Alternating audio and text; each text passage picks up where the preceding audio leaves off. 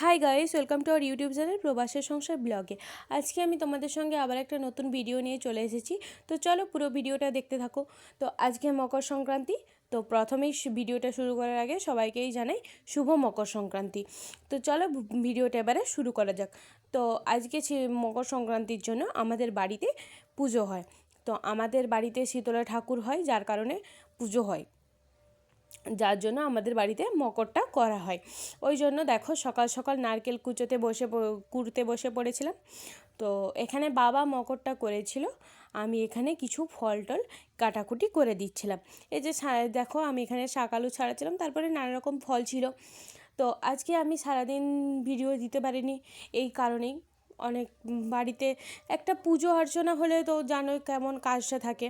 তো এই যে দেখো আমি শাক আলু ছাড়িয়ে নিয়েছি, দুটো আপেল, তো শসা, কুল ইত্যাদি। তো এবারে দেখো এখানে আমি মটরশুঁটি ছাড়িয়ে নিচ্ছি। তো যা যা মকরে উপকরণ লাগে আর কি, তো আমি তো সেই সব কিছু জানি না। আমি জাস্ট আমাকে যেগুলো দিতে বলেছে আমি জাস্ট সেগুলোই দিয়েছি।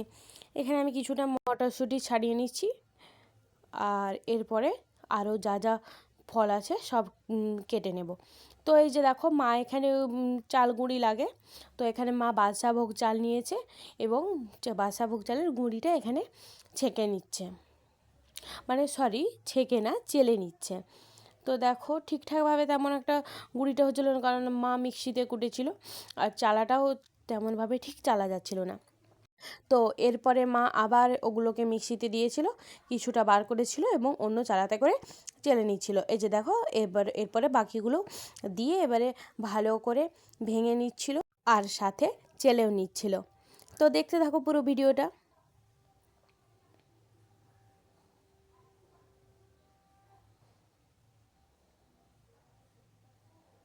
তো এই যে দেখো চালা হয়ে গেছে, এবারে দিতে হয় ঘি। তো আমি তো জানি না কেমন করে করে, তো আজকে আমি প্রথম দেখছি মকর কিভাবে করে। তো দেখো, আর তোমরা কিন্তু আমাকে জানিও কার কার বাড়িতে মকর আছে। তো এরপরে দেখো ঘিটা ভালোভাবে বার করে নিয়ে ঘিটার সঙ্গে ভালোভাবে গুঁড়িটাকে মেখে নিতে হবে। তো দেখো মা কিভাবে মাখায়। তো মা একটু মাখিয়েছিল আর বাকি পুরো কাজটাই বাবা করেছিল।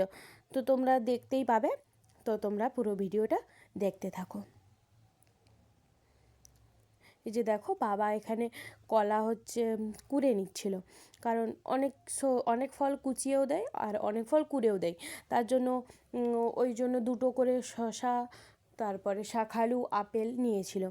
তো এই যে দেখো ওই ঘি মাখানো গুঁড়িটাতে বাবা এখানে দিয়ে দিচ্ছে কিছুটা খেজুর গুড়। দেখো তোমাদেরকে আমি কিভাবে মকর বানাই সেটা দেখিয়ে দিচ্ছি, তোমরা কিন্তু এবারে বাড়িতে তোমাদের যদি কখনো ইচ্ছে হয় তোমরা কিন্তু তখন মকর বানিয়েও খেতে পারো।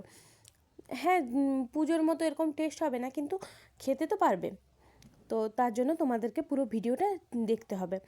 এরপর দেখো বাবা ভালো করে এখানে গুঁড়িটার সঙ্গে গুড়টাকে মাখিয়ে নিচ্ছে। তো দেখো পরিমাণ মতো গুড় দিতে হবে, তোমরা তোমাদের পরিমাণ মতো গুড় দেবে। এই যে দেখো, আর শুধু খেজুর গুড় না, এরপরে দিয়েছিল আখ গুড়, আর এখানে আমি দিয়ে দিচ্ছিলাম দুধ। দুধ ছিল এখানে 1 থেকে 1.5 লিটারের মতো।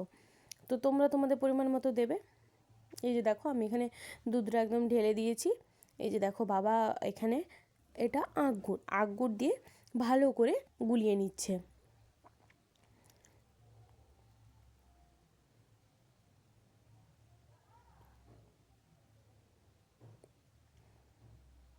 দেখো একদম ভালো করে গুলে নিচ্ছে, যাতে কোনো রকম কোনো গুড়ির কোনো বুদবুদ না থেকে যায়, সেই জন্য ভালো করে একদম গুলে নিচ্ছে। নাহলে দেখো তোমরা তো জানো ছাতু গুললে কেমন একটা রয়ে যায় না, সেই রকম। তো এরপরে দেখো বাবা এখানে দিয়ে দিচ্ছে কুড়োনো সব ফলগুলো, আর দিয়ে দিচ্ছে কিছু কুচি করে রাখা ফল। তো দেখতে থাকো পুরো ভিডিওটা। তো এরপরে যা ফল ছিল সব দিয়ে একদম ভালো করে মেখে নিতে হবে। তো এটা দেখো অনেকটাই গাঢ় হয়ে গেছে, আর এখানে মা সাইড থেকে দিচ্ছিল মকরের মশলা। মকরের মশলা তোমরা যে কোনো সোদা দোকানে গেলেই পেয়ে যাবে। তো এখানে মকরের মশলাটা ভালো করে বেটে মশলার জলটা ছেঁকে নিচ্ছিল। তো শুধু জলটা দিলেই ভালো হয়, না হলে নিচে গজগজ করতে থাকে, যার কারণে আর ওর বাকি অংশটা দেয়নি। তো দেখো বাবা এখানে ভালো করে একদম মাখামাখি করে নিচ্ছে। এরপরে দেখো মা এখানে দিয়ে দিচ্ছে কিছুটা জল পাতলা করার জন্য, কারণ অনেক লোককেই তো দিতে হয়, যার কারণে মা অনেকটাই পাতলা করে নিচ্ছে। আর পাতলা করলে খেতেও অসাধারণ লাগে। আমার তো মকর খেতে খুব ভালো লাগে। আর তোমরা জানিও তোমাদের কার কার মকর খেতে খুব ভালো লাগে। এই যে দেখো মকর একদম পুরো রেডি হয়ে গেছে। আর কেমন লাগছে কমেন্টে জানিও। লাইক কমেন্ট শেয়ার করতে একদমই ভুলবে না, আর পাশে থাকা বেল আইকনটা অন করে দিও।